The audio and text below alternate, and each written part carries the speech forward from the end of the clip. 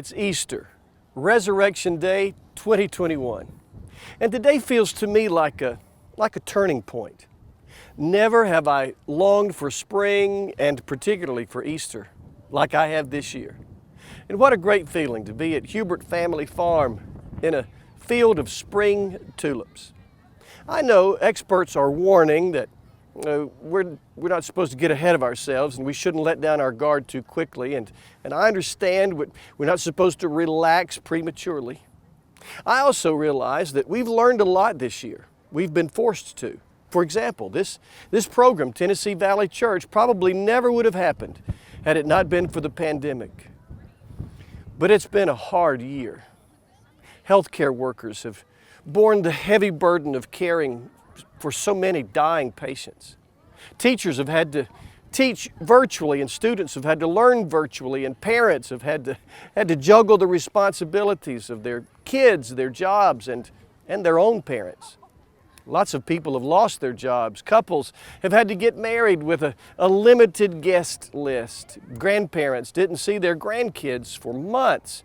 People have died alone, except for the compassionate strangers surrounding them.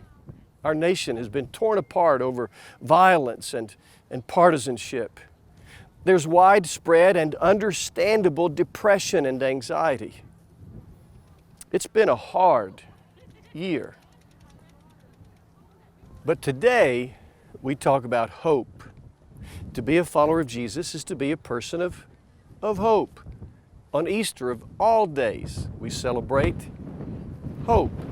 Let's be careful, though, not to misunderstand the word hope. Christian hope, biblical hope, is never a simplistic, rosy outlook on life. Christian hope is realistic. Christian hope will never succumb, never surrender, never give up, never give in, not even to failures that would discourage us, not even to tragedies that would demoralize us, not even to people who would disparage us. Biblical hope is not mere optimism. Biblical hope, God-sized hope, is far more profound than that. Biblical God-sized hope is the deep commitment, the deep confidence to believe that we will be okay by God's grace, even if things don't turn out as we'd hoped. Hope chooses to believe God's words to the Apostle Paul, "My grace is enough for you." Again, biblical hope is the deep assurance that by God's grace, I'm going to be okay. Retired Admiral William H. McRaven became famous for a graduation speech which turned into a popular book titled Make Your Bed.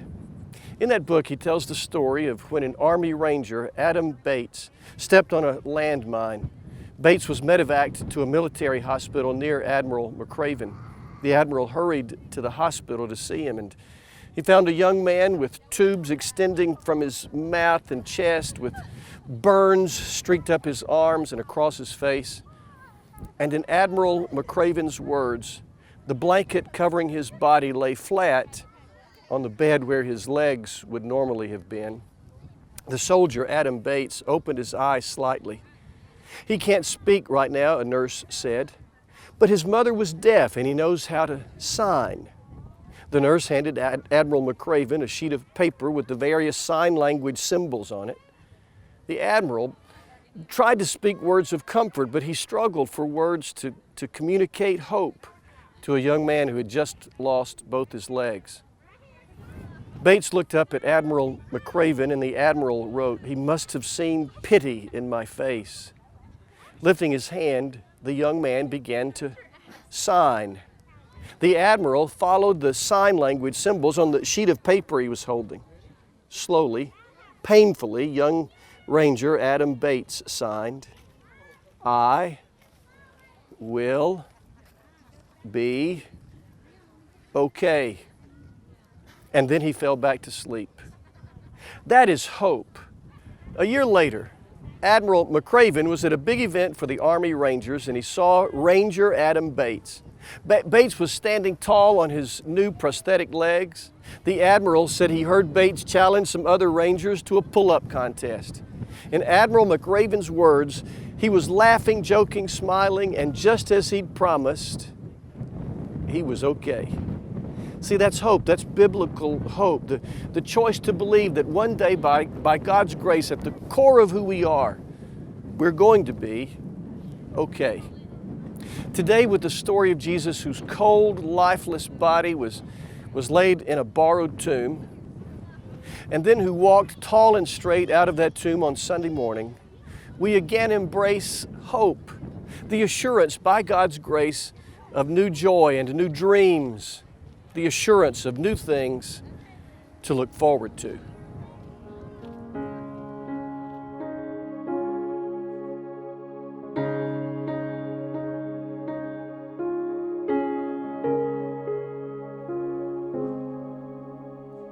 Be thou my vision, O Lord of my heart, not be all else to me, save that thou art. Thou my best thought by day or by night, waking or sleeping, thy presence my life.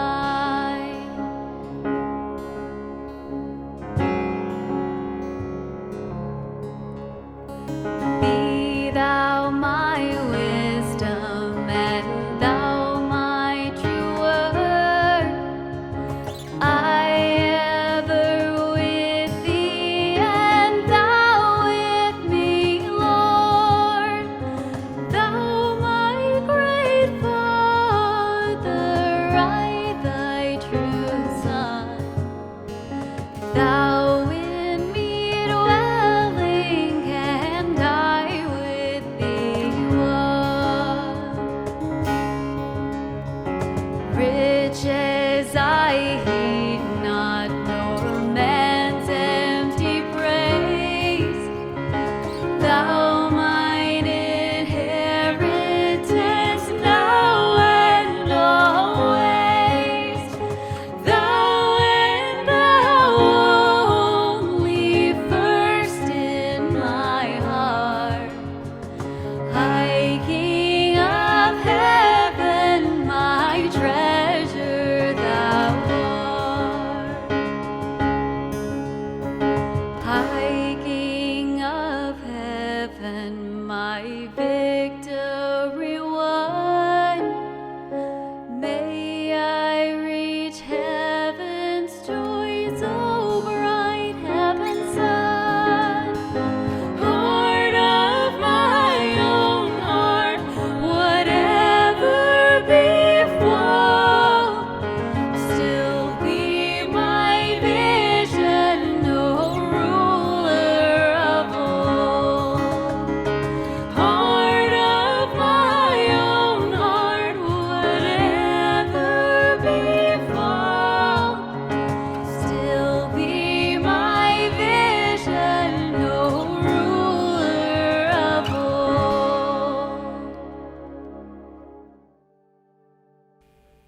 Then Peter and the other disciple set out and went toward the tomb. The two were running together, but the other disciple outran Peter and reached the tomb first. He bent down to look in and saw the linen wrappings lying there, but he did not go in. Then Simon Peter came, following him, and went into the tomb. He saw the linen wrappings lying there, and the cloth that had been on Jesus' head, not lying with the linen wrappings, but rolled up in a place by itself. Then the other disciple, who reached the tomb first, also went in, and he saw and believed. For as yet they did not understand the scripture, that he must rise from the dead.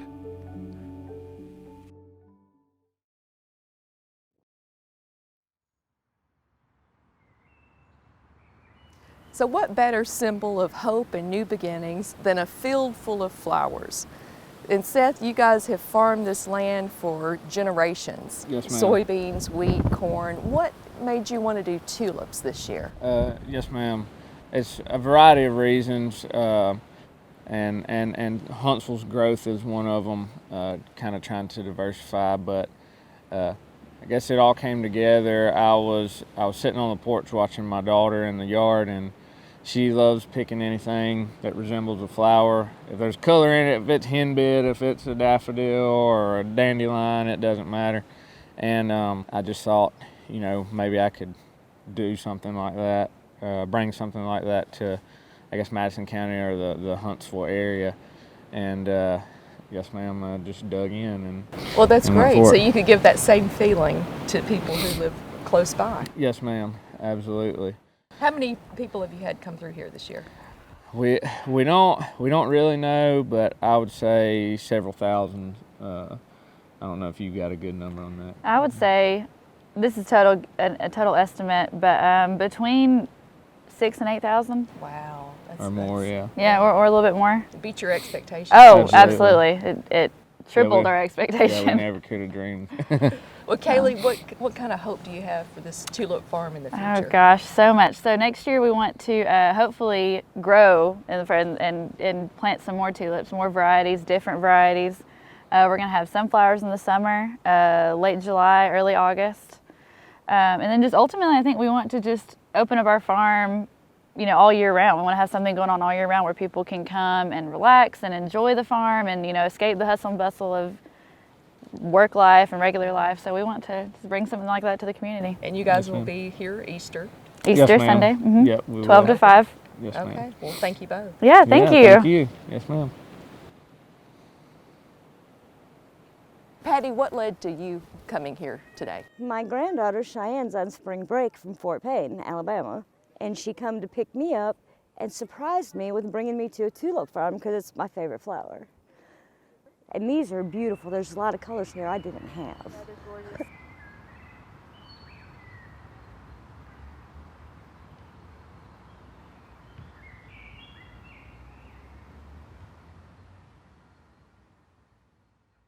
Ephesians 2:12 says that people without Jesus are without hope and without God in the world. Now that does not mean that people without Jesus cannot experience any hope, but there is a depth of hope, a richness of hope, a transcendent nature to hope that is possible only when the Easter story becomes part of our story.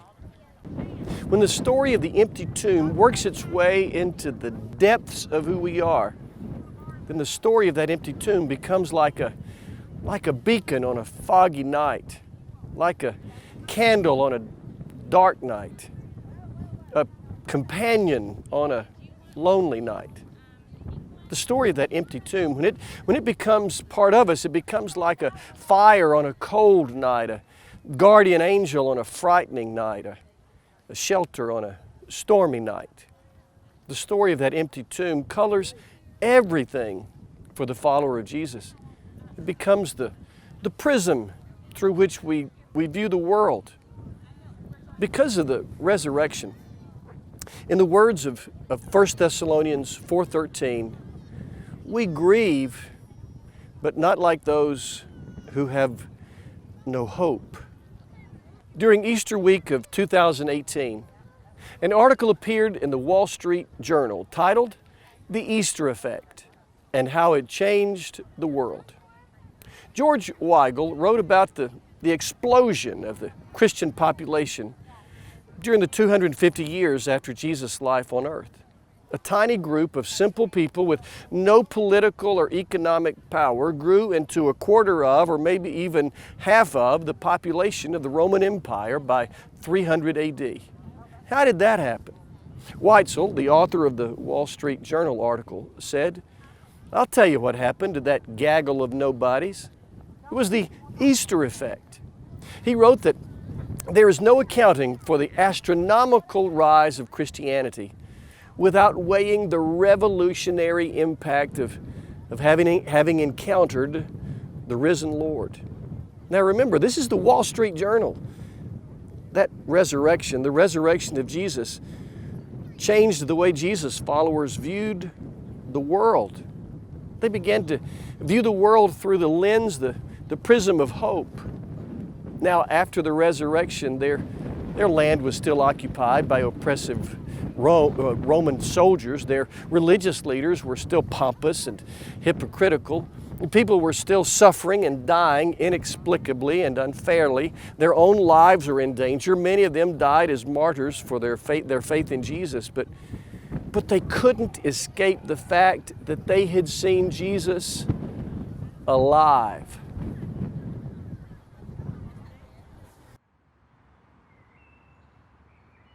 Maggie Fortenberry, a former Miss Alabama, lived in Mountain Brook near Birmingham and sold real estate.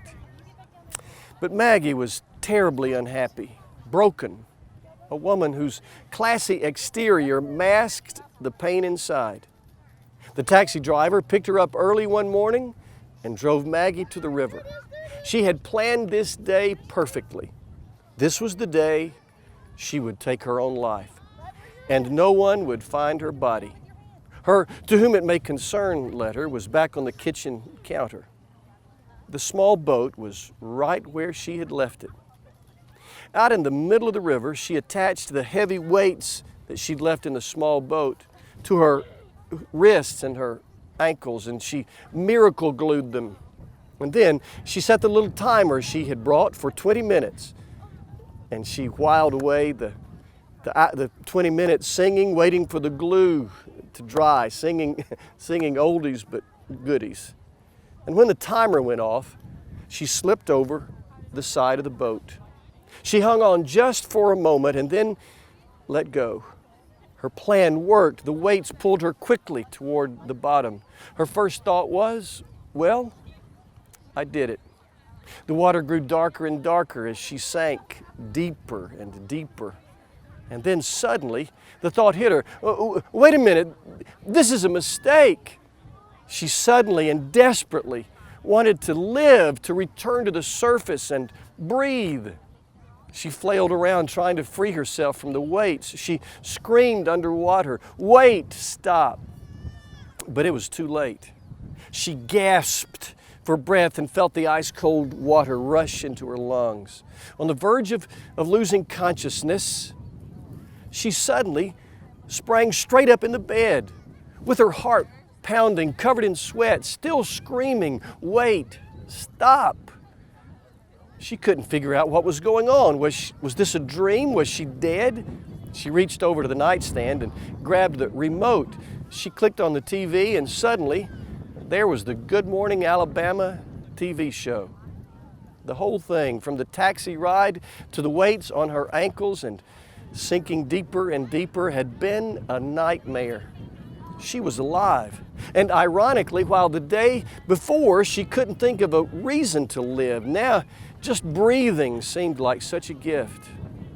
I'm quoting from the book now. Whatever it was, she was feeling absolutely, what was the perfect word? Hopeful. Hopeful, that was it. And then she heard the church bells from the nearby Methodist church.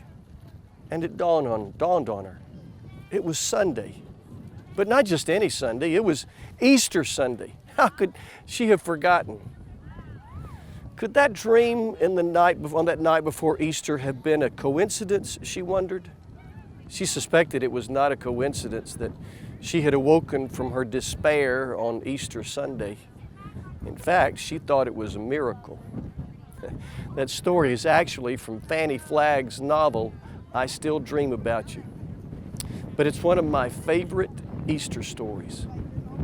This morning, you and I woke up at the end of a hard year, and it was Sunday. But not just any Sunday, Easter Sunday. Jesus is alive, and you are going to be okay.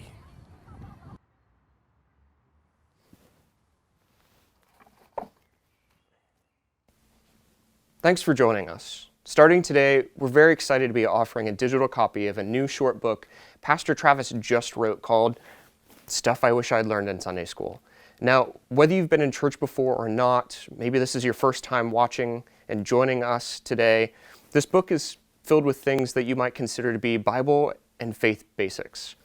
All you have to do to get it is visit us at tvchurch.info. Enter in some information that will help us to continually craft our programs with you in mind, and then you'll receive your free copy.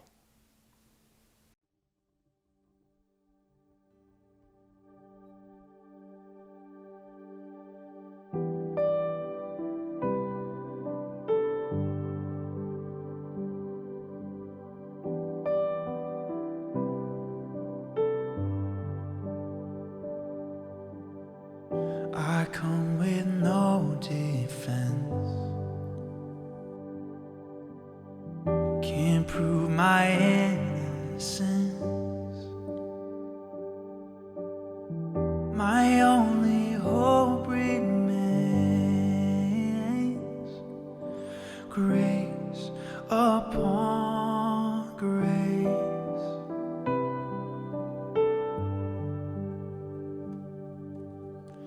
Can't pay for what I've done. My sin I can't outrun. But your mercy made a way with grace upon grace.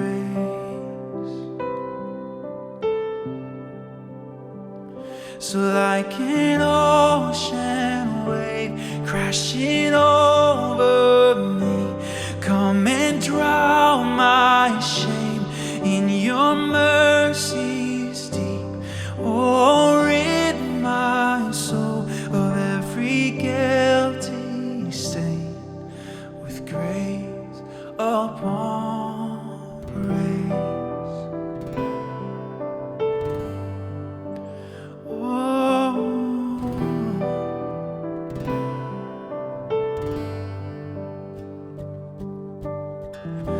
what a selfless trade. Your blood for my mistakes, my treason in exchange for grace upon grace.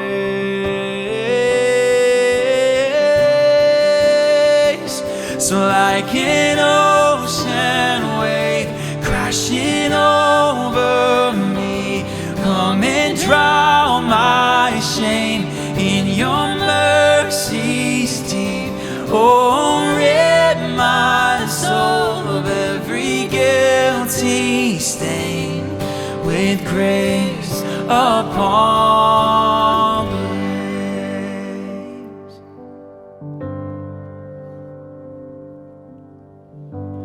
I surrender all with hands held high.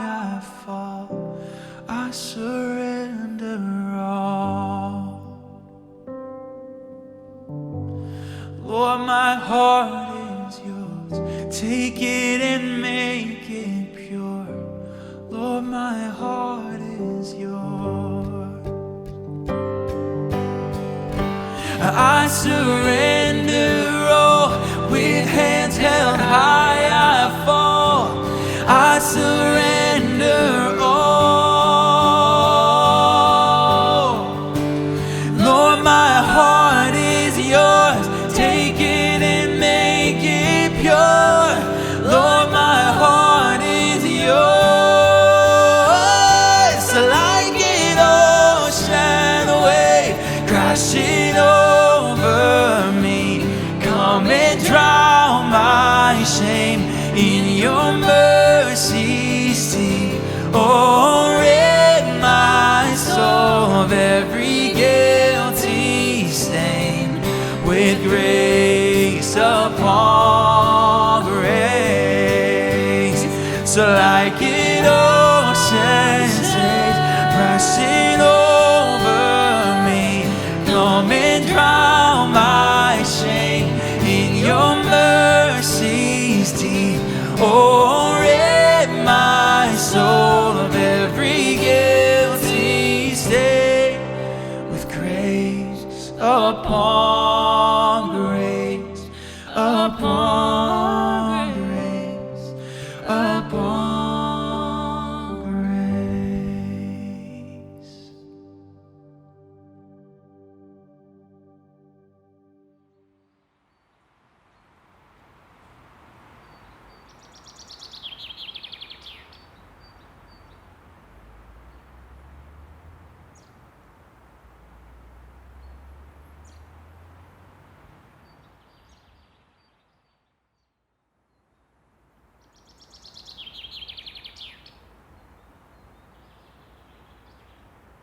Thanks for joining us for Easter this morning. I'm Kristen, minister to kids and families.